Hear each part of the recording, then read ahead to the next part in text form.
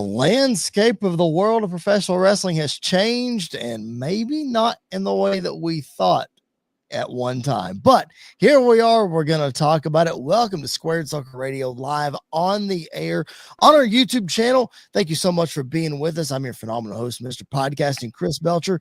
That is the whole podcasting show. My brother from another mother, Jared Justice, Mr. America, as I have dubbed him on this apropos evening. Jared, how are you, my brother? It feels like a good day for victory. I'm doing good, man. How are you? Oh my goodness. Listen, before we go any further, before you people turn off this podcast, no, this is a political show. We are not talking politics on this show. However, if you want to know our beliefs, you can probably put two and two together. But if you really want to know, feel free to shoot us both a DM. We'll be happy to talk to you about it. But this is a wrestling show, Jared. This is for the wrestling fans. By the wrestling fans. We're going to talk about it. Again, we appreciate you guys being with us. If you're not subscribed to the channel, please make sure you do that. If you haven't hit the thumbs up video or thumbs up on the video, please make sure that you do that. We've got a poll going in our live chat. Make sure that you comment on that. We would appreciate that so much. Jared, let's get into it, man. It is a loaded show. We have got a lot to talk about tonight, but I want to start with your question that you posed to Andy and I last week about the phenom, the modern day phenom in the WWE. Now, let's clarify. Andy and I took that question as the female version of the Undertaker, whether that be in looks like Rhea Ripley or in legacy as we interpreted as Becky Lynch.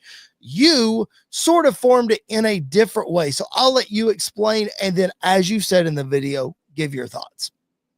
Yeah, man. So basically, I was kind of meaning more as in just like what wrestler reminds you of The Undertaker, the way that they move, or anything about their presentation, something like that. Who could end up kind of, I guess, reminding you of The Undertaker, or even who could be that phenom type character.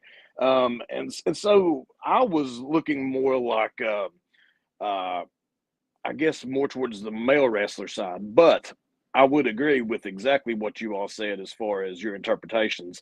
Becky Lynch, Rhea Ripley, both big time remind me of The Undertaker, and Becky Lynch and Rhea both, I think, could end up being a phenom type of entity there in the WWE. I almost said World Wrestling Federation, believe it or not, but the WWE.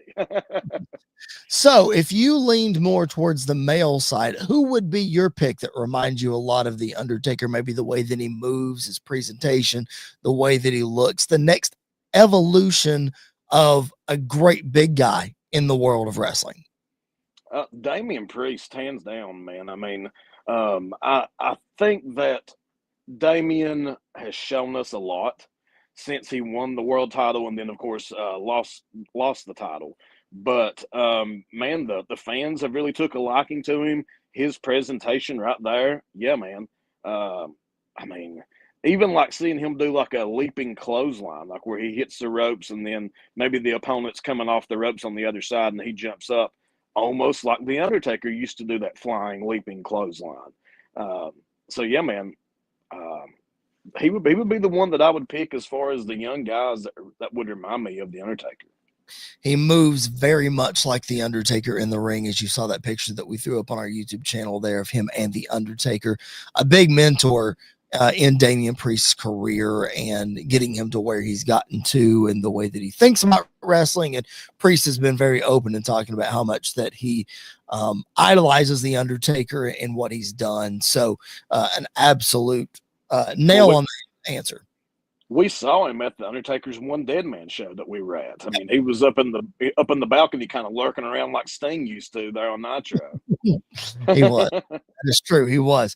All right, man. Let's hit a couple of quick hitters before we get into our 5 trending topics in the world of wrestling. Our 5 biggest questions that we like to answer each and every week. Let's get some quick hitters from Monday Night Raw and from Friday Night SmackDown. Let's start on SmackDown this past Friday, because I've got one thing that really stood out to me that I want to quickly get your take on, and that was the vignette for the return of the Queen, Charlotte Flair. Now, Charlotte tore her ACL last year. She's been on the shelf for a while. We finally get the first vignette of her return. If you follow her on social media, she's teased a little bit of a character change, Jared. I don't know what, judging by this vignette, maybe it's a little more embracing the glamorous side of being a queen, perhaps the glitzy side, maybe what the Carmella character wanted to be at one point. Maybe that's going to be the turn we see with Charlotte. Regardless of what type of character she comes back as, Jared, I think the vignette is aired at the right time. The Royal Rumble is right around the corner. I think it's a slam dunk that she's a surprise entrant in the Rumble. Oh, yeah. Yeah, hands down. And we all knew this was coming. We knew Charlotte would be back. I am interested to see exactly where she fits in and who she goes after. And I mean, there's a lot of great matches, and there's a lot of women who have really kind of made a name for themselves that really weren't names at the time that Charlotte left. How long has it been? Like 2 years, something like that? It's been almost a year. I think it was A year. Okay. So she missed WrestleMania last year because it happened between Rumble and WrestleMania last year. Okay. So I think that timetable is right at a year, if I'm not mistaken. Wow. It seems like I would have guessed it longer, but yeah. Well, I think it seems like a lot longer because Becky Lynch left right around the same time and Rhea Ripley got hurt. So we have been without those three ladies for quite some time in a major way. And it's been left for Bayley and for Liv Morgan, no disrespect to them, to carry the women's division. And we're lacking in star power in the women's division. We've said that on this podcast several times. So the return of Charlotte and possibly the return of Becky is really going to help that star power on either show that they go to, if I'm being honest. And we'll talk about another one who's probably on her way in the Royal Rumble. We'll talk about her just a little bit later. Let's talk about a couple quick things from Monday Night Raw tonight. A really good show. I thought some really interesting directions that they're going with things. One thing that I haven't got your opinion on yet, and I know you don't like them, but I have to ask, and that's the New Day. I knew where this was going. This heel run of the New Day, you got to admit, Jared, they've been around as a group for 10 years now. They turned on Big E right before the new year. And the fans are booing them out of the building. They're buying it hook, line, and sinker, regardless if you like the guys or not, because I'm not the biggest fan either. I think they're doing some good things with this heel run. What do you think? Yeah, I can't stand the New Day, but a lot of it was because they had been the same for so long. Yes. And they do the same old stick, the same stupidity. And, I mean, I think this is a long time coming, man. I mean, it's still hard for me to watch them, but it's at least I'm a little interested now. Right. Yeah, I completely agree. I'm with you. Even they stopped the music tonight on the way to the ring. I thought, I'm waiting because last week they advertised that they would be in action. So I was wondering if they get new theme music. I assume they're going to get it at some point. I just don't know. Maybe they'll do it next week ahead of the Rumble so that we're not surprised in the Rumble. I don't know. Regardless, I think they're doing some good stuff. But let me tell you who's doing some great stuff, and that is our boy Penta, who debuted last week. And this week comes out, and Jared, nothing major, just has a banger of a match with Pete Dunne, comes out with new pyro this week. I mean, in the last 2 weeks, Penta's star power is just insane in the WWE right now.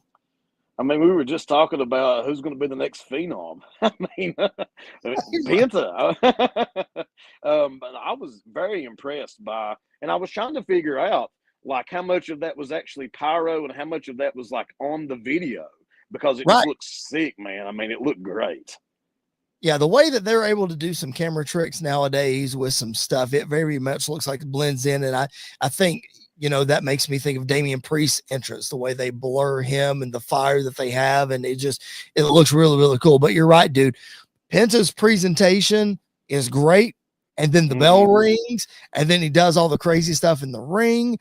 I tell you what, Andy and I last week, we talked a little bit about Ray Phoenix and the possibility of him coming over, which you and I are going to get to Ray Phoenix here in just a little bit as well. I always gravitated towards Ray Phoenix and watching them as a tag team. And I maybe undersold Penta a little bit. You know what I mean? And now we get Penta in a different light, in a bigger spotlight on his own. Dude is just knocking out of the park right now, man. Yeah, with Ray Phoenix, he always seemed like the more serious of the two. Yes. And Penta's presentation was kind of almost a little goofy. And so I guess I always thought of like Ray Phoenix being like kind of like a big brother, and then Penta being like a little brother, just because that it seemed like Ray, his presentation is that he took things more seriously, and a lot of times you would see him do more astonishing big time moves than Penta. But I think now Penta's turning it up, and I think that he can do everything Ray Phoenix did. He just wasn't given the chance to, perhaps, in AEW. Right. And again, we're going to talk about that very thing here in just a little bit, about people not getting chances in AEW. But regardless, let's one more thing from Monday Night Raw tonight. I'm going to show this picture right here on our YouTube channel. The promo that we've seemingly been waiting for between Kevin Owens and Sami Zayn. Seeds are being planted, Jared, for what could possibly come down the road. So we'll get to that when it comes up. But what I want to focus on is the final segment of Monday Night Raw tonight. We saw Seth Rollins and Sami Zayn have kind of been at odds recently. Seth Rollins got the roll-up victory in the main event against Drew McIntyre, and then Drew tried to attack Seth after the match. Sami comes out to make the save and inadvertently hits the haluva kick on Seth Rollins. The reason that I bring this up, Jared, is not that we're going to continue to see the wedge driven between Seth and Sami.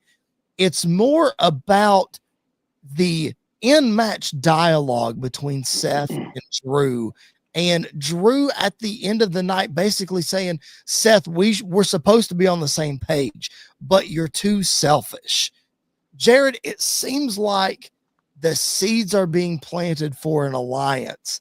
And I just wonder how long it's going to take for Seth and Drew to actually get on the same page. So you think that Seth and Drew are going to come together and form an alliance at some point? Is that what I'm hearing? If you look at their situations, Seth has been very anti-Roman Reigns, would not be on the War Games team, and he can't understand why Sami Zayn would want to help Roman Reigns. Well, what's Drew McIntyre doing right now? He's on a bloodline hunt for every member of the bloodline that screwed him over, and Roman Reigns is at the top of the list. So they both have the same mission, and I think that's what Drew's trying to convey to him. It's like, Seth, we have the same mission. You're just too selfish to recognize it. So we talk about guys that needed a change. You talk about the New Day earlier, needed a change. Maybe Seth Rollins to embrace the heel persona and put he and Drew on the same side. Two things. I always kind of thought that maybe they were going towards whichever I think everybody assumed, the Kevin Owens and Drew McIntyre alignment. So I'm kind of curious if Kevin Owens still fits in if this Seth and Drew thing ends up happening. But then with Seth and Drew, you can see even with Seth, everything counts. That's what Sam Roberts always says. Right. If you listen to Bruce talk, the presentation always counts. Yes. And all of a sudden, since Seth lost, even whenever he came out to face Punk, and then since he lost to Punk, you could see that like his wardrobe has changed. It's not as arrogant and flamboyant. It's more of the Monday Night Messiah type look. I think the exact outfit he wore something very similar or that exact outfit as the Monday Night Messiah. So that leads you to believe he's going to turn heel. You would think. And there are certain guys in wrestling that are better heels than baby faces. I tend to think that I enjoy Seth Rollins more as a heel. I embrace him so much as a babyface. He's one of my favorite wrestlers. Nobody can touch him in the ring, in my opinion, at least in this generation. But man, his character has so much more depth when he's a heel. I like, obviously, when he toes the line is great too, but when he just embraces that heel character, I mean, I go back to his feud with Edge at SummerSlam 2021 that we were there, man. He invaded Edge's house and he did all this crazy stuff. And, I can sink my teeth into that Seth Rollins a little bit more. He definitely needs a change. Yeah, I think he does. I think it's time. I think it's time. All right, we appreciate you guys being with us live. Like the video if you haven't already. Subscribe to the channel. What are you doing if you haven't done that? And please drop comments in the chat. We'll answer those questions live. I got a bunch of stuff that we're going to talk about tonight. I got notes, but ladies and gentlemen, you drop us comments and questions, and we're going to answer those. You control the direction of the show. It is for the fans, by the fans. Speaking of fans and viewers, we appreciate the new subscribers to our channel this past week. We appreciate the uptick in views and the shares and all those kind of things, whether that was on social media, on our YouTube channel, or just listening on podcast. We very much appreciate that. This channel and this show does not grow if we don't have listener and viewer help. So thank you so much for doing that. And we just ask that you keep it up. Jared, let's get to it, man. The 5 biggest stories, or at least 5 biggest that we picked out for this week, trending topics in the world of wrestling. And Jared, no topic has been talked about more this week, other than a partnership that we're going to mention in a minute, than Corey Graves. Last Monday night, he sent out a tweet that he was frustrated about being moved from SmackDown when Michael Cole went to Monday Night Raw, and that he wasn't on Raw. And then he moved to NXT, which became a part of a 3-man booth there. A lot of people, including myself, thought maybe that's what he wanted to do. Maybe he chose to go to NXT because he's buddies with Vic Joseph. Apparently, according to that tweet, Jared, he did not want to go. He did feel demoted because he felt like he got his wrestling career taken away from him, and then he drove himself to work so hard to become a great announcer, and he became a great announcer, and then that was taken away from him because, in his words, he wasn't famous enough. So lots of people are saying this is real. Lots of people are saying it's a work. I think, Jared, it probably could have started as a shoot and now as a work. The tweets have been deleted.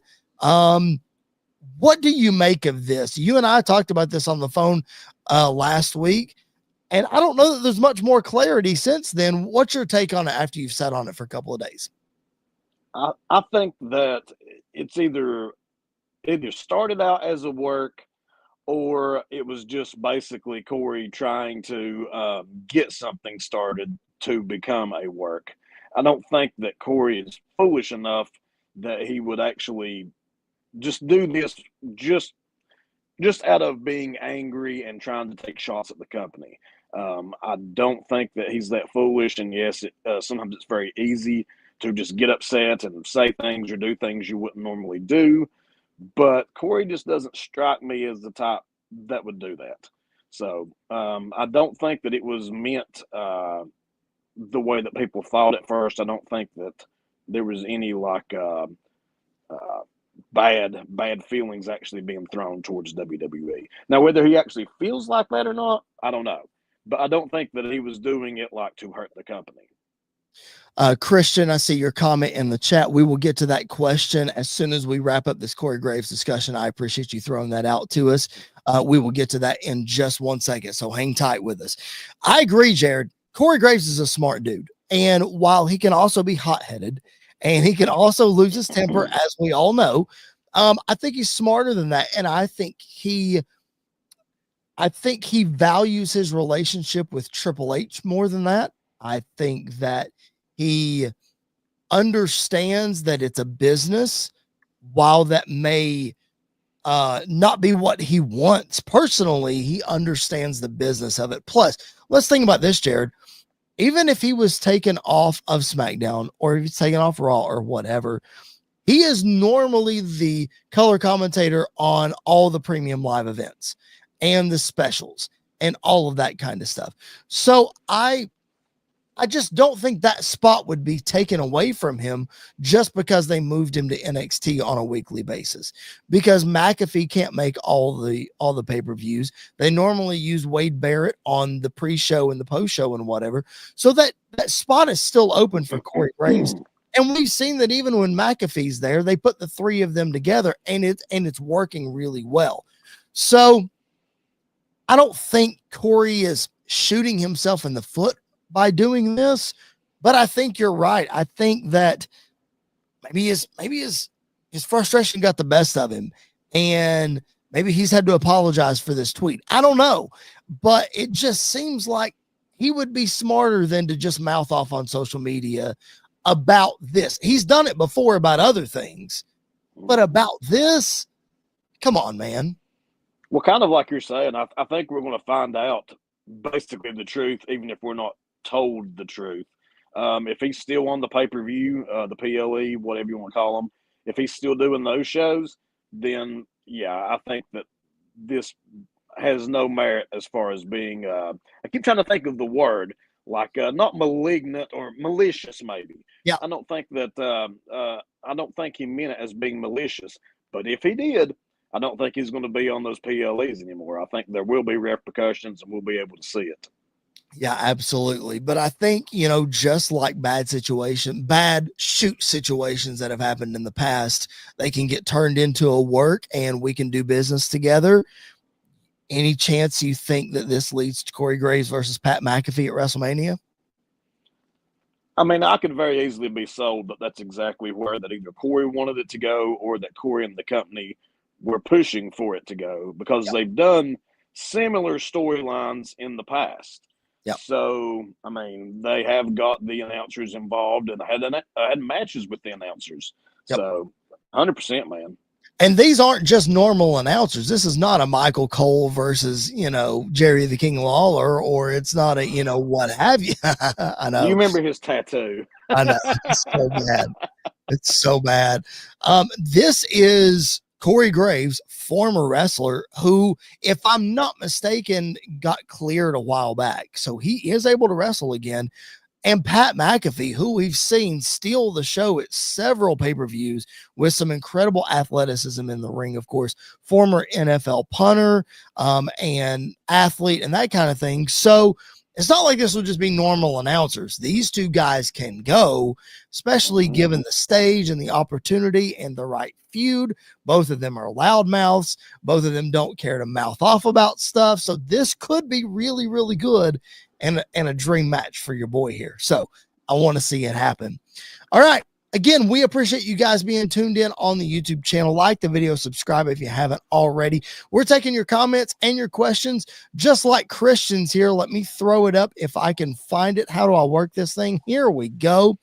Christian, if you're not subscribed to the channel, please make sure you do so. Thank you for finding our show. He says, who are the 5 former WWE stars that could leave AEW in 2025? Well, ladies and gentlemen, we have seen the rumor come out today that the one, the only, the face of the women's division, Dr. Britt Baker, DMD, has essentially been benched in AEW due to some backstage politics and what have you. Apparently Tony Khan's fed up with it, Jared. I don't know, but Britt is not the only one being benched, Jared. I'm going to show you this graphic that has 4 other wrestlers on it that seemingly right now are in the doghouse. They're creative and they're being benched until their contract runs out. And that is Malachi Black, Ricky Starks, Ray Phoenix, and Miro. Now, Ricky Starks and Ray Phoenix have not been in WWE. Britt Baker had a cup of coffee as an enhancement talent. Of course, Malachi Black, we know him as Aleister Black. Miro, we know him as Rusev. So in my opinion, Jared, that's 3 right there that are WWE bound. Is there any 2 other former WWE guys or gals that are on the AEW roster that you think could get benched in 2025 and jump ship, or just decide to come back home for the presentation that, I don't know, a Penta or a Jade Cargill or a Cody Rhodes has gotten? Who's two others that might come to the top of your head that you think could jump? Dude, I mean, I'll be shocked if Edge doesn't go back to WWE for at least one more match. Yeah. And the thing that I just want to say this real quick that kept going through my mind was, look at what Tony Khan is doing to himself, man. I mean, all this pettiness and stuff, and look at all these names that he's losing and potentially going to lose. And it's like, dude, I'm watching you destroy your country, or your company, just like WCW did. Yeah. It's amazing. I mean, it's like, Jared, I understand if there's no creative for this person. And let's be honest, with as big of a roster as AEW has, there's bound to not be creative for 60% of the roster. I mean, like, they have a humongous roster, so I get that. But benching people just because you don't have creative, okay, that's your decision. That's how you're running your company. But Jared, the 5 people that are on that graphic, I'm going to throw that graphic up one more time because it amazes me. The 5 people on this graphic that you are benching are stars in your company, or could be stars in your company. You are literally wasting some of the best talent that you have because you, quote, don't have creative for them. I know that I like to bag on AEW all the time, but Jared, it's this simple to me. If you have stars that are that big, figure out some creative for them and put them on TV. How hard is it? Yeah, with the exception of Miro, man, those are 4 of what I would consider to be his biggest stars. I mean, he's got a lot of biggest stars, I guess, that you could list. But, man, those 4, just unbelievable. I mean, we talked earlier in the show about the women's division in WWE needing star power. You think Britt Baker would provide some star power for the women's division in WWE? You think Malachi Black couldn't come back over and immediately insert himself into the main event picture? Just a blink of an eye ago, people were comparing Ricky Starks to The Rock. You don't think he could come in there and give some personality? And Ray Phoenix, I mean, daggum, we just talked about him with Penta. Put him with Penta. Andy said it last week, revolutionizing the tag division, taking it to a whole other level that we haven't seen since the Hardys, Dudleys, and Edge and Christian did battle several years ago. And then Miro, he might not have been a main eventer when he was on the WWE roster, but he went to AEW and he got the shaft, and he's been on the bench for the longest. You don't think he's coming back to WWE with a vengeance and something to prove? A big guy like that? Look, put Miro in the ring with Jacob Fatu, Jared. Put him in the ring with Braun Strowman, Bronson Reed. Those guys would absolutely, I mean, they got to reinforce the ring for that kind of stuff. So I just think those guys, Tony Khan is just, like you said, I don't know what he's doing. It would be huge. Huge. I was just saying. But I mean, it's just I don't know, man. It started with Punk, and it blew my mind how bad that he fumbled that whole situation. He being Tony Khan, pronouns pal, and I just I don't know, man. It's like you think, okay, well, he's going to learn from this, and he's got worse. This is worse.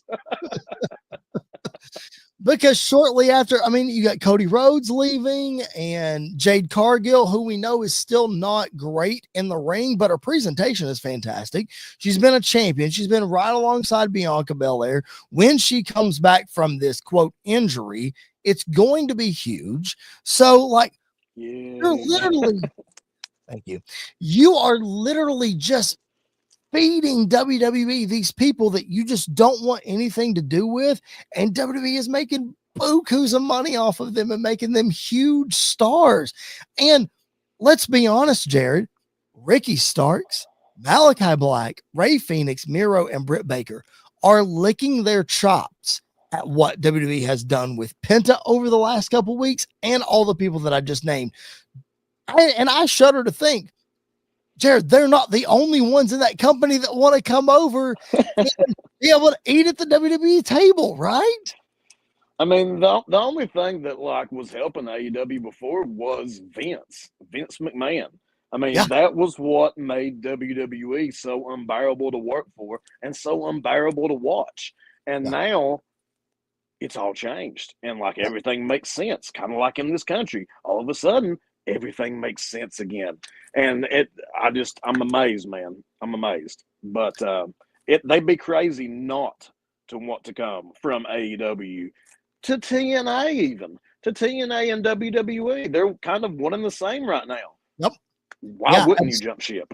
Yeah. No, you're 100% right. That's a perfect transition. Let's talk about it, man. The news in the wrestling world that changed the landscape, not the companies maybe that we thought, but WWE and TNA striking a massive deal over this past week. It's a multi-year partnership, creating crossover opportunities for NXT and TNA stars. We saw that this past week at TNA Genesis, where you had Cora Jade show up. The NXT Tag Team Championship is going to get defended on TNA this week. Jared, we know that we've seen Jordan Grace on NXT this past year. Joe Hendry showing up in NXT was one of WWE's most viewed videos in their social media's history. So we've seen little glimpses of this, which just begs the question, Jared, how much more can this change the landscape over this multi-year partnership that WWE and TNA are going to be able to just completely benefit from on both sides? Well, perfect example was last night. I messaged Chris and I messaged Andy both to see how I could try to watch the TNA pay per view. And I could not tell you how long it's been since I've even thought about a TNA pay per view, much less actually considered buying one. Right. And so I think it's going to, I think AEW, man, they've created a monster, and it's going to be hard to beat this monster. And we might just see AEW go under a lot quicker than we thought with this partnership, man. Yeah, it's very possible. I mean, AEW is benefiting from the Turner money and all that kind of stuff, just like WCW was for a long time. So this new deal that they signed is going to keep them around for a little bit. But I think you're absolutely right, man. This gives WWE the huge upper hand because we saw not long ago, I think it was in 2021, that AEW and TNA were working together a whole lot. You know, Christian won the TNA championship from Kenny Omega on the first episode of Rampage, if I'm not mistaken. And then Christian was on the show. We saw Kenny Omega on the show. So we saw some crossover there, but it just all of a sudden stopped. And now we're getting this full-time thing with WWE and TNA. Let me tell you who it really benefits TNA in a way. Like let's say, for example, Jordan Grace just wrestled her last match last night at Genesis. It's very common knowledge that her contract is out. She's most likely going to go to WWE. She's most likely going to be in the Rumble, and she's going to provide some star power in the women's division that they need, whether it's on Raw or SmackDown. I think her time in NXT is probably done. She's probably skipping that and going on to the main roster. But here's how it benefits TNA. Jared, in this multi-year partnership, it's not going to hurt Jordan Grace one bit to walk back in the door of TNA. These TNA stars that might be leaving for WWE can easily go back and make one-off appearances. And I'll tell you what else it does. This opens the doors. We're going to see the NXT tag team titles defended on TNA programming this week. Those titles can change hands now because these companies are now linked together and we can have crossover whenever we want. So NXT champions could be TNA superstars and vice versa. That's super cool because now it's unpredictable. Yeah. It's going to be crazy, man, to see exactly what they do with this. And if you look at it, Tony Khan was kind of the one that brought all of this, like working with other companies, kind of into the mainstream. Yep. And I mean, we've kind of seen what it's turned into. I think that TNA is going to become interesting to watch. Yep. NXT is going to become interesting to watch. and it'll be interesting to watch how that affects the main product, the main ship that WWE sells. Monday Night Raw and Friday Night SmackDown. We're going to get your Royal Rumble predictions here in just a few minutes, but man, when Joe Hendry's music hits at the Royal Rumble in 2 weeks, it's going to be a pop like we haven't heard in a long freaking time, dude. And the same could be said if Jeff Hardy's music hits. A WWE legend who is currently one half of the TNA Tag Team Champions with his brother Matt Hardy. Just so many possibilities, dude, because the agreement says NXT events, WWE PLEs. So they're not necessarily saying that they can appear on Raw or SmackDown, but WWE PLEs, just read it right there.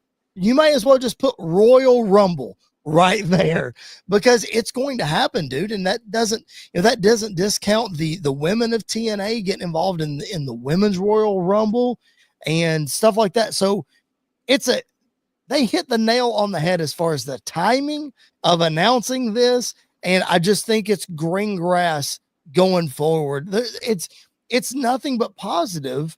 How can it be a negative? Oh, yeah. And I guess my train of thought was you have people in TNA that become such big stars or in NXT that when the time comes, then they go up to the main ship of WWE and then you see them on Raw and SmackDown. But yeah, man, it just makes everything so much more interesting. It opens the doors to all these dream matches that everybody talks about and used to everybody, all we could do is just talk about them. Well, now you can actually see them play out and you can see like maybe even storylines with it instead of just like, oh, how I keep kind of ragging on AEW, but instead of how Tony Khan just throws a match out there with no build and he's like, oh, it's a super match. It's a dream match. We have to do it right now. And there's no build to it. Well, these things can actually have a build to them, which is incredible. Because listen, CM Punk versus Seth Rollins would have been absolutely incredible the minute CM Punk walked in the door at Survivor Series last year. But I mean, blessing in disguise that he tore his tricep, and we've built this story since November of last year, and now we're seeing the effects of it. And like, yes, it's a dream match. It would have been really good in November of 2023, but man, the Raw debut on Netflix, we were clamoring for it because they built it. That's how you build stories, Tony Khan. Okay. All right. I'll get off now. Box. We appreciate you guys being tuned in, whether you're watching live or whether you're watching the replay. Either way, drop your comments, drop your questions, just like Christian did. Drop them in the chat. We will do our best to answer those.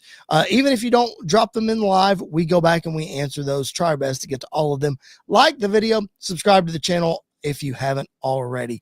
All right, Jared, we need to take a quick second to tell our listeners and our viewers about our great partners, Tom Bryce and Sports Wire Radio. Looking for all the latest happenings in the world of sports and wrestling? Well, you're in luck because Sports Wire Radio has you covered 24 hours a day, 7 days a week, and 365 days a year. With great shows in the world of sports, such as the Pinstripe Chronicles, hosted by Uncle Tats, Donald Stewart, and Rob Barrows. New York Baseball Talk with Chris Bazaya and Rob Maraska. The Liftoff Jets, also hosted by Chris Bazaya and Sharman Phillip. Neil Villapiano and the Devil's State of Mind. Randy Dillon's Hockey Fan Chat. In the world of wrestling, Sports Wire Radio has you covered with Squared Circle Radio, featuring Chris Belcher, Andy York, and Jared Justice. Those sit-down marks with DB, Primo, AJ, and Michael. A work in progress, featuring the Mayor of Canton, Piles, and Glenn Abbott. You can catch all of these great shows and more anytime, anywhere, and any place via the Listen Live button on sportswireradio.org, and you can also catch Sports Wire Radio anytime on YouTube at Sports Wire Radio 6579 to catch all the latest happenings in the world of wrestling. Sports Wire Radio has you covered. It's all sports matters and all wrestling matters here on Sports Wire Radio. I am your host, the owner of Sports Wire Radio, the #1 global radio station, the owner of the Promo Wrestling Federation, and one of the owners of the Pride Wrestling Federation. Your voice, figuratively and literally, where all wrestling matters, the Reverend Tom Bryce.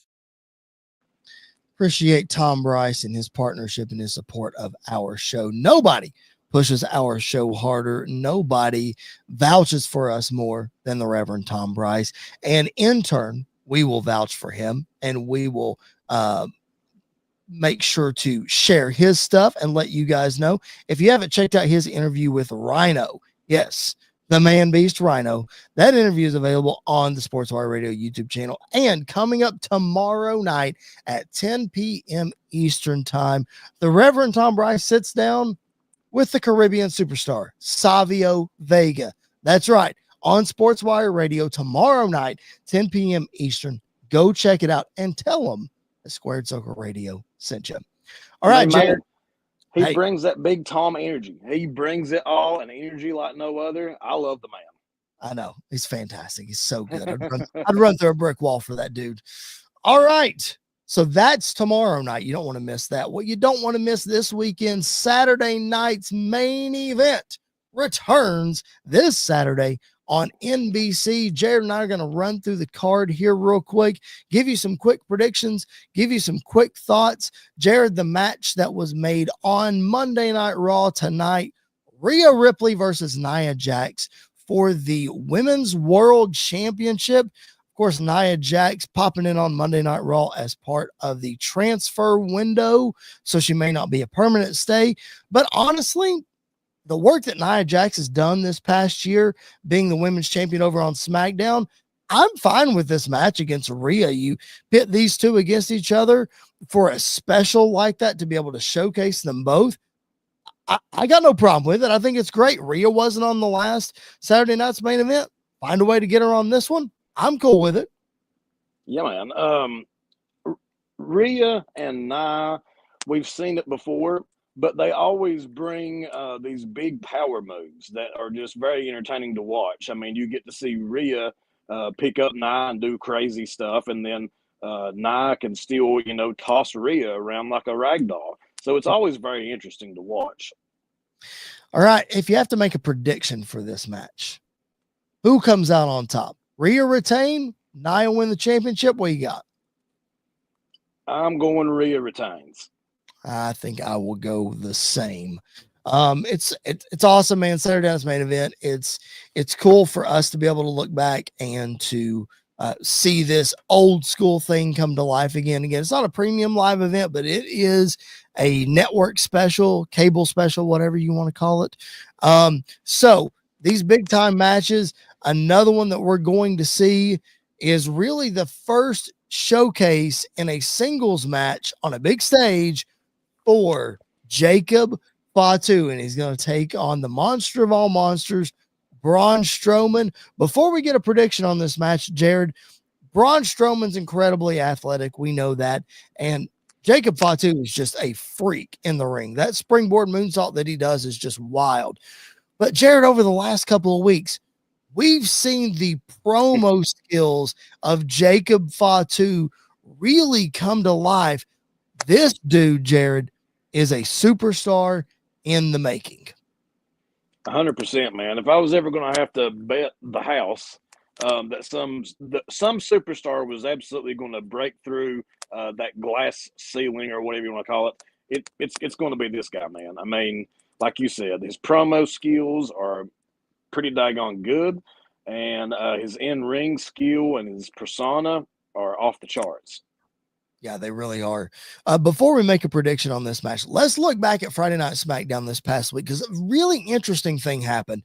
We saw Solo Sikoa return for the first time since the Tribal Combat match with Roman Reigns. Jacob Fatu came out and they jumped Jimmy Uso. That's what it was. He and Tama Tonga, and then Solo comes out, and Solo can't speak because the crowd is just booing him. They are just, the boo birds are out. Well, Solo just up and leaves. And Jacob looks confused, let down by Solo. I don't know exactly, what that might be. But then Jacob cuts his passionate promo that we're talking about. And it just makes you think, Jared, that I don't know if they're phasing Solo out. I don't know if we're looking at Jacob versus Solo soon. Obviously, Jared, the dream match that we're looking at is Jacob versus Roman Reigns. but how do you get there? Maybe this is a stepping stone to get there. Maybe Jacob turns on Solo and Roman makes the save to turn Solo babyface or what have you, because it's going to be really difficult to turn him babyface. I don't know, man. Where do you kind of see this going? I definitely think that they're pushing towards Jacob being the new leader of whatever this group becomes, this other bloodline. And yeah, man, I think they're going to have to do him against Solo and have Jacob go over. And then I don't know what you do with Solo after that, but I definitely think that's where they're heading with Jacob. Yeah, it'll be interesting because if you listen to Paul Heyman and every time he talked to Solo, when he brought in the Tongans and when he brought in Jacob, he told him, it's like, you can't control these guys. They're unpredictable. They're dangerous. They've put that over on commentary that these guys aren't fit to be, in the building or, what have you. So we could see this bloodline thing, Jared, take a drastic turn to what it sort of started out as after WrestleMania, and then it sort of fizzled off. And now we could see that dangerous side of them come back up, depending on if Jacob is the so-called leader.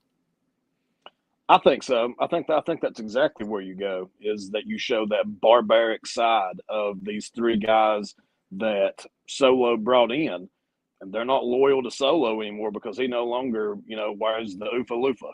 So, I mean, where the Oofa Loofah goes, that's where the power goes. All right. I just need to you just need to come up with a new name. You need to come up with a new name for it every week and just see how ridiculous that you can make it. It reminds me of Bobby Heenan. That being said, speaking of power, this match is going to be full of it. Jacob Fatu versus Braun Strowman. Braun Strowman is no slouch, former Universal Champion, but man, I'm taking Jacob Fatu in this one-on-one match. What do you think? Oh, yeah. I think he has to go over, especially just like you said, because it's his first big match. I mean, can't have him lose.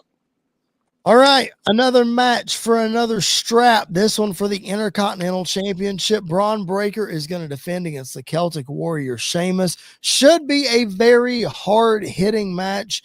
Could possibly steal the show. I don't know, Jared.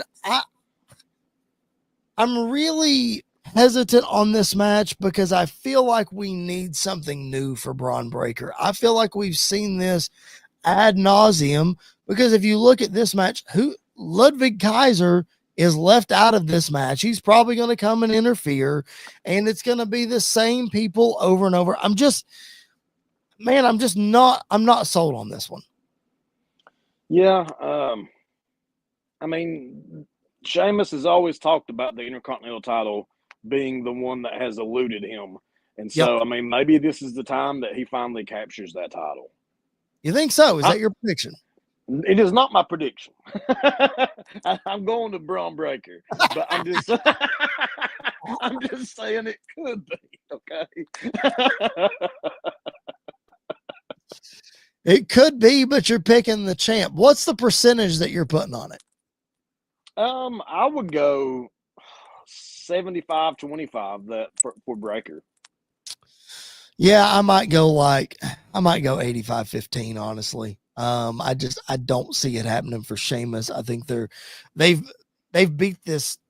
They're beating a dead horse at this point with Sheamus that being the Intercontinental title, the one that he's chasing, like you just said.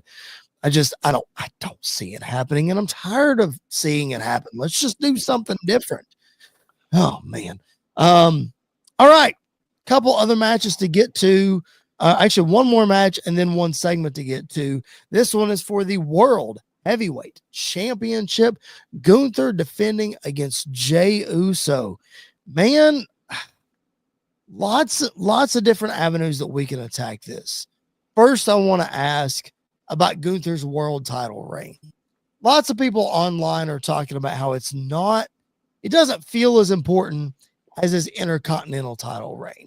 A 600-day Intercontinental title reign. He brought the title back to prominence, yada, yada, yada. Well, now he's the world heavyweight champion. He's supposedly the face of the show, and a lot of people are let down by it. What say you? I think that I mean, I agree. Gunther's Intercontinental title run, it just seemed, I don't know, it did seem important. Whereas so far, his run with the world title, it just doesn't. And it's exactly what you said. I can't explain it, but I mean, that's just kind of how it seems. It's not that he's not had good matches. Dude has a great match every time he steps through the ropes. I mean, like, I don't know, man. I feel like the same people online who are complaining about Gunther's title reign are the same people that complained about Cody Rhodes' title reign. We wanted it for so long. This has got to be the man. He's the next one up. He's the one that's got to be world champion. Then you get it, and it's like, okay, now what? Right. We're just not satisfied. Fickle, I tell you, they're fickle. That being said, let's look at the other side. Let's look at Jey Uso. Has had an incredible 2024, huge rise to single success. We saw him capture the Intercontinental title for a cup of coffee, and now he's going after the World Heavyweight Championship. Very slim that he could get this one done, but Jared, let's say he does win it. What would a Jey Uso world title reign, especially heading into the Rumble and WrestleMania season, what could that possibly look like? So he's actually going to, I think I'm going Jey Uso, man. I just think that they keep talking so much about how that Jey can't get it done. And he's acknowledged, yeah, man, this is true. I haven't been able to. And I just almost can't envision that they would let Jey Uso lose. I think if you let him win, then, I mean, you could set this up as him against Jacob Fatu. You know, if Jacob kind of takes over the reins and becomes the leader of this new bloodline, have him go up against Jey, man. I mean, that's a pretty good story right there to me. I'll pose one better for you. I don't want to say one better. I just mean a one up. What if we've been talking for 4 years now about what's the real end to the bloodline story? And for the longest time, we all said the story was centered around Jey Uso. So what if Jey Uso beats Gunther and it's Jey Uso versus Roman Reigns at WrestleMania for the World Heavyweight Championship? And I say that because that easily transitions Roman over to Raw on Netflix. You don't have to worry about a Cody Rhodes situation. You immediately now get Roman on Raw, Punk on Raw, that favor that Paul Heyman owes Punk. It's not hard to put that one together. It's possible. Yeah. I mean, yeah, I would say that's probably that would work out better, actually. And maybe that could finally put this bloodline thing to bed. I mean, that's how this story ends. It could either, or you could set up for its actual ending down the road whenever that Jey Uso takes it back from Roman. Yeah. Because let's say Roman wins, he goes right back, or he doesn't even have to go right back. He just keeps acting the way he's always acted. Yeah. And you finally have the one to shut him up in the end be Jey Uso. Yeah. I think there's lots of ways you can go with it. You can even have Jey Uso, you have him win the title, and then next month you put the title up in the Elimination Chamber match and he loses it there. Or let's play this scenario, Jared. What if Jey Uso wins? We're a week out from the Royal Rumble. Who's to say Gunther loses the World Heavyweight Championship and he turns around the next weekend and wins the Royal Rumble and faces Cody Rhodes at WrestleMania? Who's to say that's not going to happen? I mean, that would be the way to kind of make Gunther's title reign seem significant, is to give him the big one. Right. Yeah. So, yeah, man, I mean, that would accomplish all kinds of goals that I think they're working toward. Now, just like whenever you listen to Sam Roberts, you'll listen to him and he maps this whole thing out and it sounds beautiful and you're like, there's no way this can't happen now. and then it never happens. So Right. do I actually think all this is going to happen? But it would be a beautiful story if it did. That's why we fantasy book on this show. All right, so you're going Jey Uso in the match. Yes, sir. Oh, I just think there are more. I'm going Jey Uso as well. I think the potential matchups down the road, some fresh blood as far as a champ goes on Raw, I think is much needed.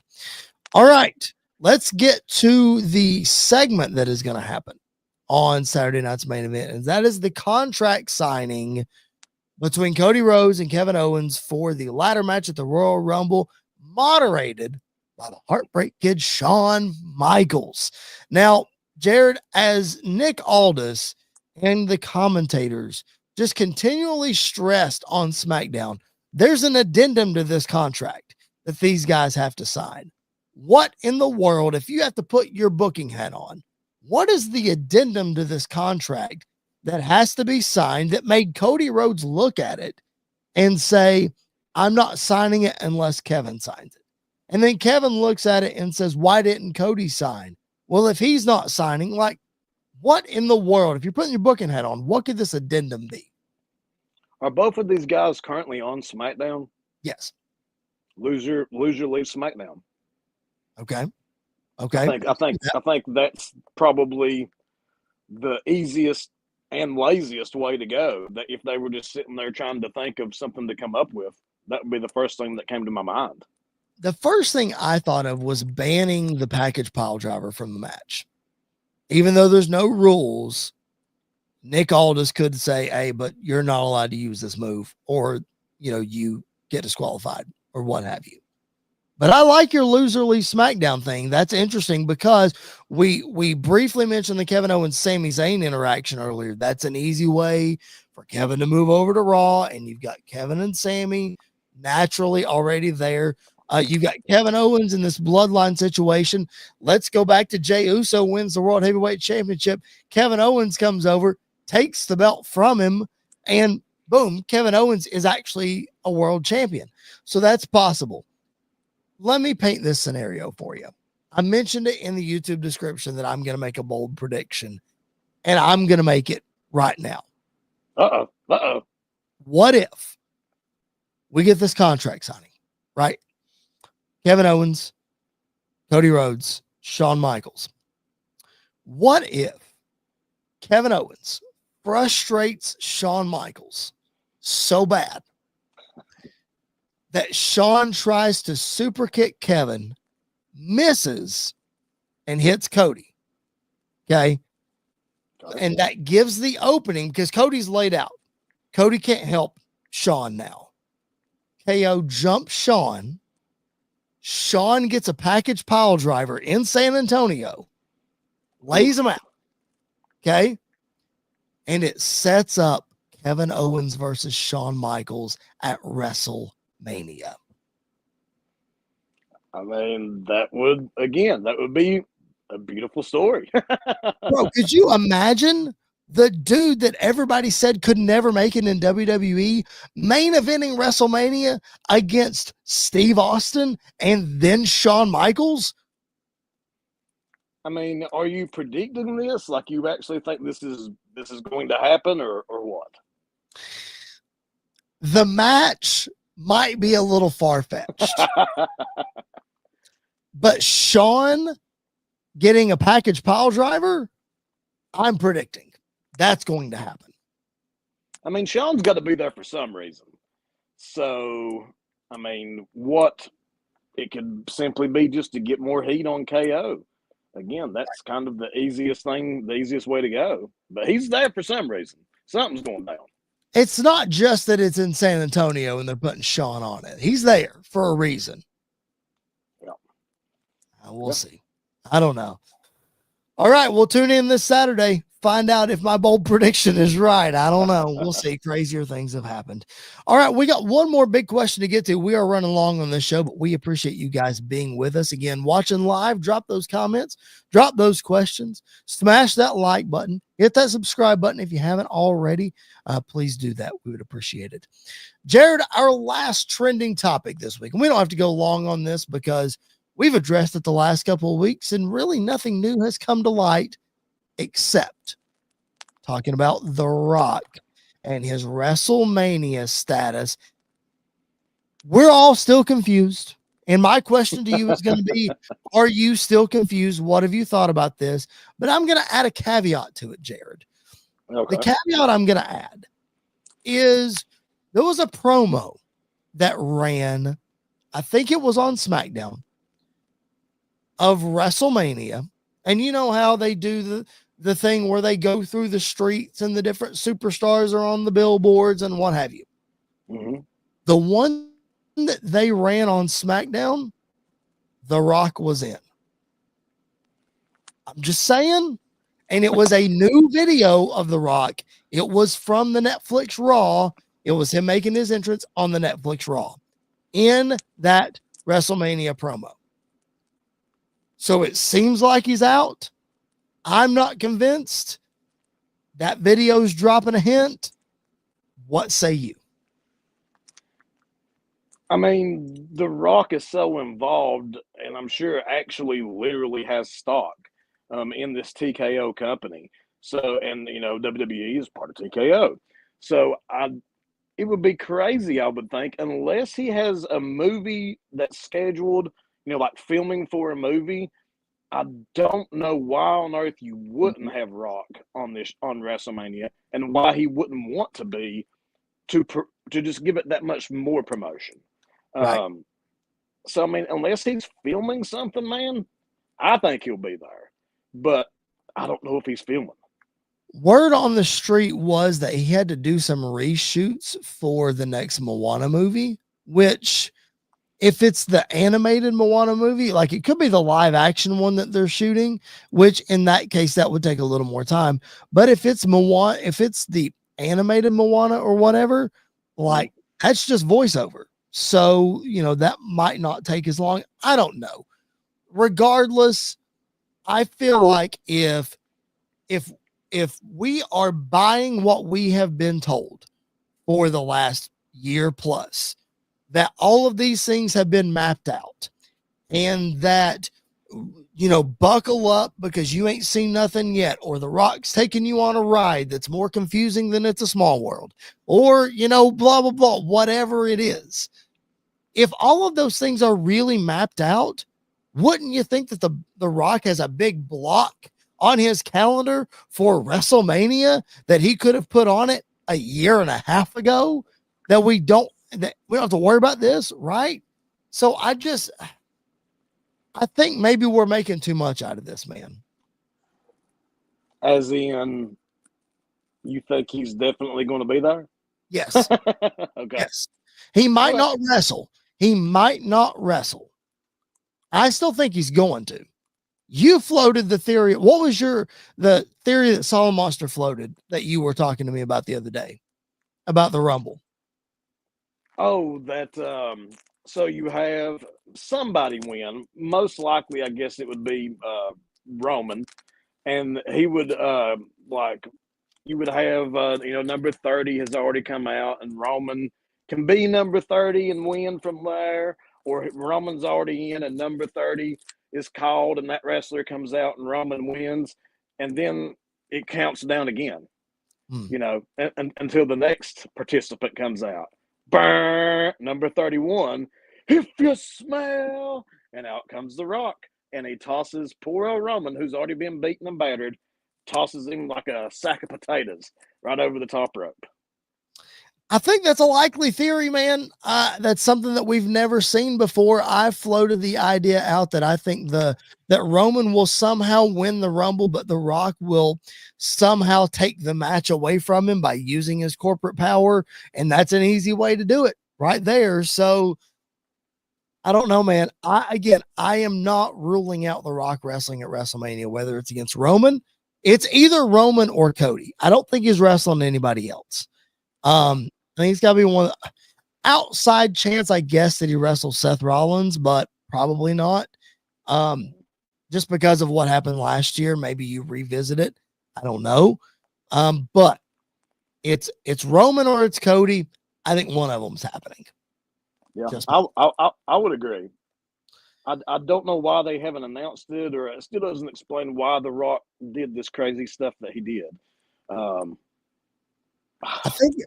really think it's just to get us talking and to throw us off the scent, and he's going to just snap of a finger. He's going to drop the bomb, and everything's just going to flip back around.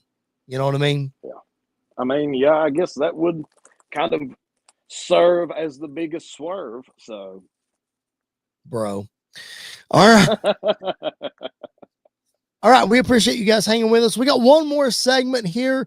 Anytime that we do a podcast, especially when Jared Justice is on the podcast, we like to talk about old school stuff because that's what Jared and I grew up on. That's what we love. And as I said last week, from a podcast perspective that is not from somebody directly in the industry, I feel like old school content is lacking. So I want to make sure that we bring that content to our listeners. So this next segment that we are going to do, You just made the list, is called You Just Made the List. And what list are we talking about, Jared? It is Royal Rumble season. So of course we have to talk about the most shocking Royal Rumble eliminations in history. Now, we tried to come up with 5. We landed on 7. So we're going to quickly run through these shocking eliminations, all 7 of them. I think the first 3 are not debatable as far as the top 3 go. The other 4, I think you could kind of throw them in different orders. So we'll just talk about them. Let's throw out the first one, Jared. The first most shocking elimination is from 1999. Stone Cold Steve Austin seemingly headed for a 3-peat. And wouldn't you know it, Jared, Vince McMahon eliminates Stone Cold Steve Austin to win the 1999 Royal Rumble. Yeah, I was so mad whenever that happened. I can just remember it, and it makes me mad all over again. It's that good. But yeah, man, I just remember how pissed I was. And not only that, but Vince would go on to win the WWF Championship, which was, is what it is, I guess. But it just continued to fuel this Austin-Vince rivalry. Of course, you had The Rock come out and cost Austin, and they would ultimately main event WrestleMania that year. So, yeah, man, it just one more way to further that rivalry, and just one more shock TV thing, Jared. Like, that was the Attitude Era. It was shock TV, and the owner of the company winning the Rumble. I mean, hindsight's 2020. When you think about it, I guess it makes sense. Yeah, it makes sense. Yeah, and we saw what happened, and yeah, it was great. I must say, as much as I hated it when it happened, I can honestly say now, looking back, that it was great.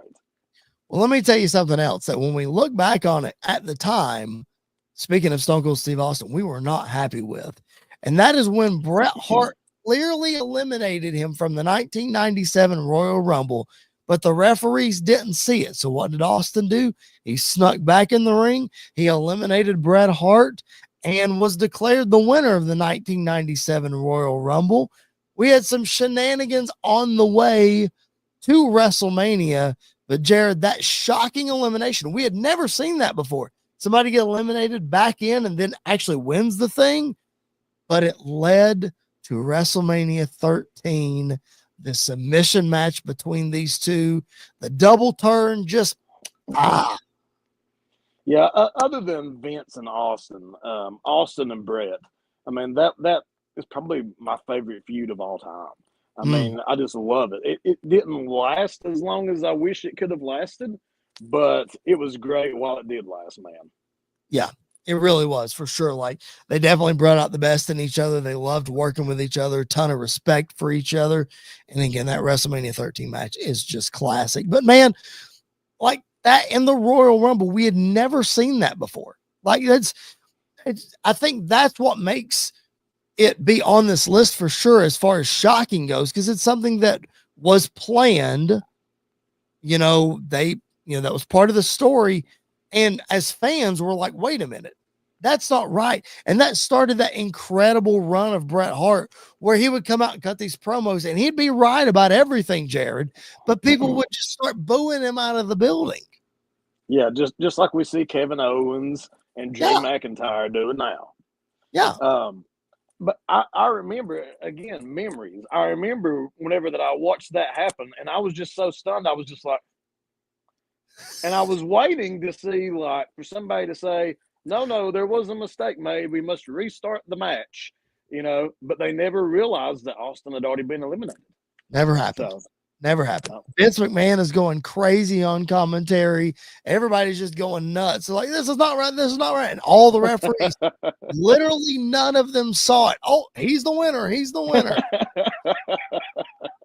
It's wild. I tell you what, referees' vision, just something needs to be checked. Let's talk about something else that we had never seen, made it shocking. The Royal Rumble 1995. Only one of Shawn Michaels' feet hit the floor. He pops back in the ring after the British Bulldog's music is already playing, dumps him over the top rope. Shawn Michaels, not only shockingly, goes over the top rope and one foot hits the floor, but shockingly, Jared becomes the first wrestler to ever win from the number one spot in 1995. Are you a believer that Shawn's feet did not both actually touch?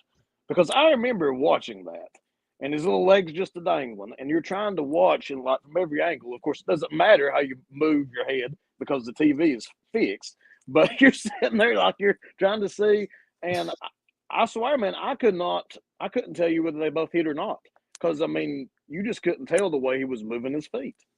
I'm a firm believer that only one of his feet hit the floor. It just seems like because I feel like they showed it at a couple of different angles, because I feel like Bruce Pritchard has talked about this before, like that they weren't going to show anything if his foot just happened to hit, because they eliminated him on that specific side where the hard camera, the opposite the hard camera, so where they didn't have to show it. But then they went back and they showed it repeated times that his foot didn't hit. So yes, I'm a firm believer that Shawn Michaels pulled the unthinkable. Of course, I'm a firm believer of that. Are you kidding me? Who you're asking? I'm not. Okay, well, it wasn't The Rock and the Big Show in 2000 or whatever it was. But okay, so let's go. That was supposed to happen. Austin and Brett was supposed to happen. Let's talk about a shocking elimination that wasn't supposed to happen. And that was John Cena and Batista in 2005. They spill over the top rope at the exact same time. Jared, ironically, they hit the ground at the exact same time, unintentionally, like accidentally, on purpose. They could not have planned that any better. And that's what makes it the most shocking is watching it. You would probably think, oh, that was supposed to happen, and they restarted it, and Batista won. And then looking back on it, we hear, nope, they screwed that up. That wasn't supposed to happen. That's what makes this one shocking. So I wonder what the actual finish was supposed to have been. Like, they're in that spot, and they both go over. So, I mean, what went wrong? What was supposed to have happened? Do you know? John Cena did an interview, I think it was on Logan Paul's show, a couple of weeks ago, and took blame for it. I don't know if he went into detail and explained what was supposed to happen, but they asked him specifically about it, and he took blame for it. So I have to go back and listen to it just to make sure. But I would assume that he was up there and that Cena was trying to, maybe he was supposed to stop on the apron and his feet got tangled up in Batista's shoulders and the rope gave way. I don't know. I couldn't tell you.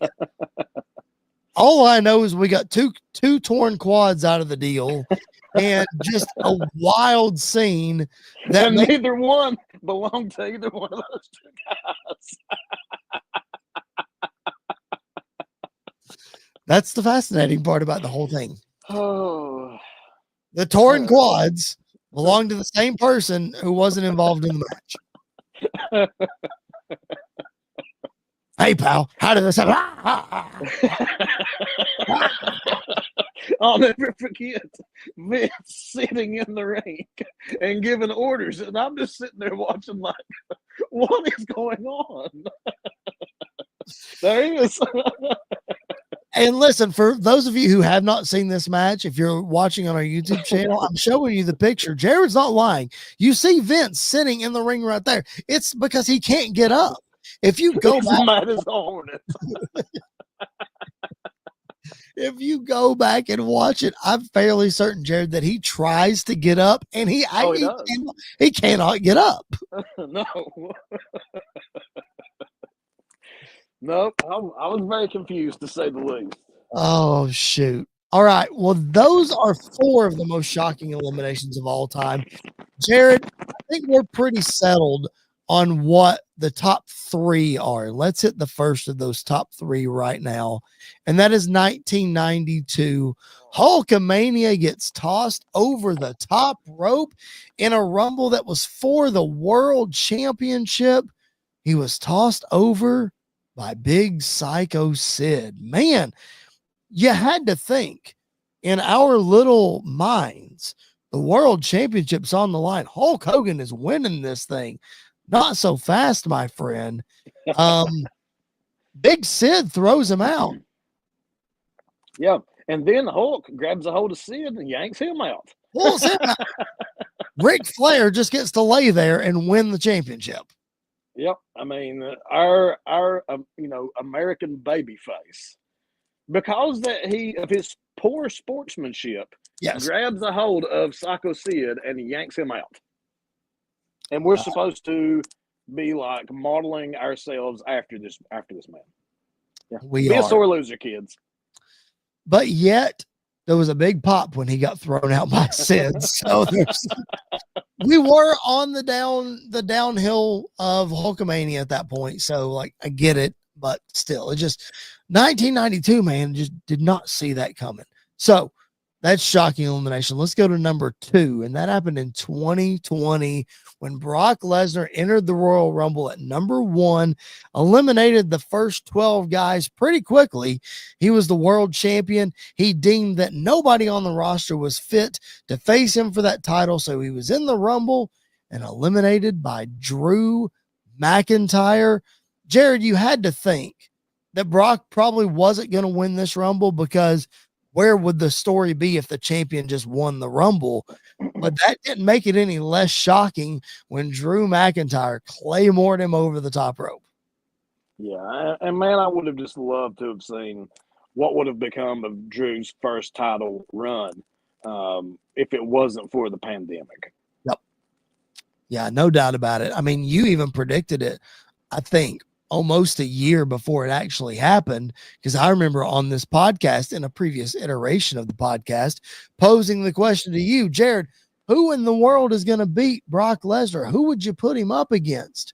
Oh, well, I think you could do Drew McIntyre. I think Drew McIntyre's the guy. And then, by cracky, you were right. That's why you should always listen to me. We'll leave that comment alone. All right. Let's move, or maybe I should just tell your wife that you said that and see how she reacts. Anyway, let's move into number 1, the most shocking elimination of all time. And this is number 1. Oops. This is number 1 with a bullet. There is nothing close to the number 1 most shocking elimination of all time. Tough Enough winner Maven eliminates The Undertaker in 2002. Obviously, Jared, the company had faith in Maven being the first Tough Enough winner. Nothing happened to him after that. But man, eliminating The Undertaker in the Rumble, holy cow, what a moment. Nothing happened to him after that. That pretty much sums up Maven, man. I think he was tag team champions with Al Snow for a hot minute after that, but I think so. Yeah. And I mean, looking back, dude, why would they have thought it was going to work out? I mean, looking at Maven's character, I never really saw anything there. I don't know. I mean, he's got a decent look. He's got a really good physique, but like, other than that, he was athletic, I guess. But I think honestly, like that Tough Enough, not to go down a rabbit hole with that, but that Tough Enough, I think it was really like the lesser of two evils. It's like, well, this guy's probably not going to work. This guy's probably not. I guess we got to pick this guy. And then, well, we've invested in him. We had him on a reality show. We may as well try to do something with him. And then it just didn't happen. Yeah, I think that's exactly what happened. Yeah, sadly. All right, that is the most shocking Royal Rumble eliminations of all time. Again, check out the rest of the stuff on our YouTube channel. If long form episodes are not for you, just make sure to check out our playlist where we've got shortened videos. Check those out. Subscribe to the channel if you haven't already. That helps us a ton. Doesn't cost you a thing. Means more than you will ever know. All right, Jared, next week, Andy and I are going to preview the Royal Rumble, the official kickoff to the road to WrestleMania. You are here with us every other Monday, so I would venture to guess you're not going to be here next Monday. That being said, let's get your Royal Rumble predictions while you are here. Let's run through these. Cody Rhodes, Kevin Owens in a ladder match for the championship. Who do you got? I've got Cody. Cody Rhodes. All right. Men's Royal Rumble. It's a loaded field. If you got to pick one guy, who is it? CM Punk. Oh, good pick. What about for the women? That one I don't know, man. Oh, Probably Charlotte Flair and Becky Lynch coming back. You've got Liv Morgan in there. I would say Liv Morgan, but if we're going to go ahead and assume that Charlotte and Becky Lynch are going to be there too, I'm going Charlotte. Charlotte to win the Rumble in her return. All right. Yep. Let's go. I'm going to put you on the spot here. Let's go. Give me one or two surprise names that haven't been announced that you would like to see pop up in the men's or the women's Royal Rumble. We mentioned Jordan Grace earlier. I'm sure she's a lock to show up. Probably some NXT girls, some legends on the men's side. Randy Orton's been on the shelf for a bit. Who were some unannounced names that you think could pop up? I'm assuming Joe Hendry will be there. Who else? I'm trying to think like TNA. Who else would be there? Jeff Hardy. Yeah. I'm going to assume that he's going to be in the Rumble. I guess if you bring in Jeff, you have to bring Matt. So, I mean, I guess there's three. Yeah. Those are some pretty solid picks. I think the crowd, me in particular, because I'll be in the building, are going to be very excited for if all three of those guys show up. It's going to be a great night. Next week, again, if you're not subscribed to the channel, subscribe, hit that notifications bell so you know when we drop new content, when we go live. Join us next week as we preview the Royal Rumble. If you're not following us on social media, our handles are there at the bottom. Make sure that you do that. If you're listening on the podcast, just follow on whatever platform it is. Subscribe to the YouTube channel, like the video, all of those things. Jared, as always, every other week, we're going to miss you next week, but appreciate you being with us this week. It was another fun episode of the show. Lots of stuff going on in the world of wrestling, man. Yes, sir. I'm excited about it. I've been excited about it now for a while, basically since Triple H took over the reins. But now with this new TNA development, man, I'm even more excited. The landscape has changed, and we're going to be right here for you every step of the way. That's going to do it for another episode of Squared Circle Radio. We appreciate you guys being with us. That's my brother from another mother, Jared Justice. My name is Chris Belcher. Thanks again for being here. We will catch you guys down the road.